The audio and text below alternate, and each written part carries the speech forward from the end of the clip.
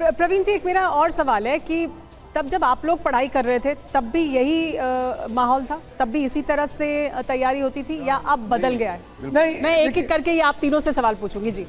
देखिए ऐसा है, हमारे वक्तों में भी राव स्टडी सर्कल बड़ा पुराना था आईएएस का, ये कोई नया नहीं है, लेकिन तब थोड़ा आइसोलेटेड होते थे।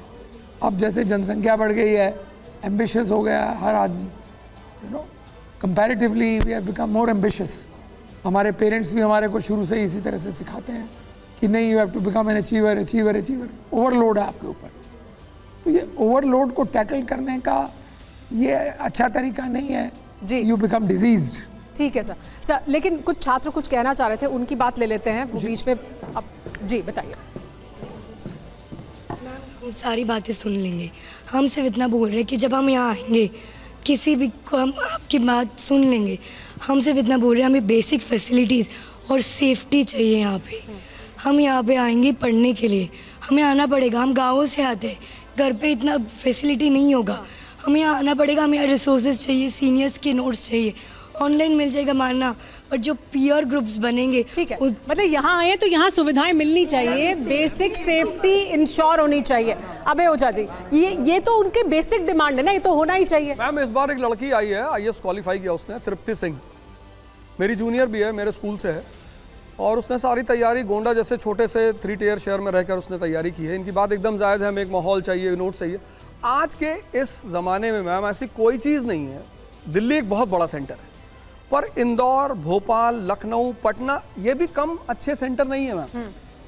जो आइसोलेशन की बात उठती है कि हमें, मैं तो ये कहता हूँ कि जिनके घर, कुछ लोगों के घर ऐसे होते हैं जहाँ वाकई में वो घर में रह के नहीं पढ़ सकते। बिजनेसमैन का घर है, ब्यूरोक्रेट का घर है, पॉलिटिशियन का घर है, ऐसे घरों में लोग नहीं पढ़ सकते। दिन ब दिन लोग आते जाते रहते हैं, उनका निकलना मजबूरी है, लेकिन हर आदमी का निकलना मजबूरी नहीं है मैम। मैं मानता हूँ कि जहाँ चुनौतियाँ ज़्यादा, लेकिन अभय जी, हम कोशिश ये करेंगे कि ये जो डिबेट हो रही है ना, ये जो चल रही है छात्रों की मांगे, अवध ओझा जी माफ़ कीजिएगा, जो ये डिबेट चल रही है ये आज ख़त्म हो, ये इनके जो सेंटिमेंट्स हैं उनके तमाम सवालों के जवाब मिल जाएं। वो ये कह रही है छात्रा, और ये तमाम छात्र कह रहे हैं कि हम आए, हमारी कोई भी मजबूरी है, हम यहाँ आए हैं तो हमारी सेफ्टी तो इंश्योर होनी चाहिए ना। अगर आप आए हैं और आप यहाँ रह रहे हैं तो आप अनसेफ एनवायरनमेंट में क्यों रहेंगे? क्योंकि सरकार है, प्रशासन है, इसकी जिम्मेदारी कोचिंग की भी है, अगर कोचिंग में पढ़ने जा रहे हैं, जहाँ वो रह रहे हैं उसकी भी है, आप जैसे अध्यापकों की भी है जो रोल मॉडल है इनके लिए। मैम मैं बता रहा हूँ, मैं आपके पास आती हूँ। हाँ, पिछले साल इन्हीं के ग्रुप में से, पिछले साल इन्हीं के ग्रुप में से, इन्हीं लोगों में से एक लड़के को पटेल नगर में लोकल लोगों ने गोली मार दी। वो वहाँ नेक्स्ट आईएएस का स्टूडेंट था, वो वहाँ पे उसको गोली मारी। मैं गया था मैम, सिर्फ एक आदमी गया था, उसके माँ बाप वहाँ हॉस्पिटल में, बीएलके हॉस्पिटल था, वहाँ बैठ के उसके माँ बाप रो रहे थे, कोई गया ही नहीं था। कोई गया ही नहीं था।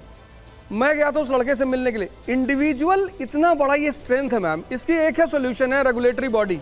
वो तुम मानो या ना मानो, पर इसका एक ही सोल्यूशन है। जी जी जी सर, 2 क्वेश्चन है मेरे। पहले आपने ये बोला कि ऑनलाइन सिस्टम अवेलेबल है, but sir at the same time जो फैंटेसाइजेशन करते हैं ना यूपीएससी का, जैसे एस्पिरेंट सीरीज हो गया, कुछ भी हो गया, मूवीज़ निकलती है, तो इससे लोगों को ना इंस्पिरेशन मिलता है कि हम आएंगे, हमारा ऐसा माहौल मिलेगा, ऐसी मेरी लाइफ स्टोरी होगी। जैसे अभी 12th फेल आया, आपने देखा वो मूवी, तो वैसे एक फैंटेसाइजेशन होता है कि लोग वहाँ जाके पढ़ेंगे तो ऐसा हो जाएगा। फैंटेसाइज क्यों? अभी सर ने क्या कहा?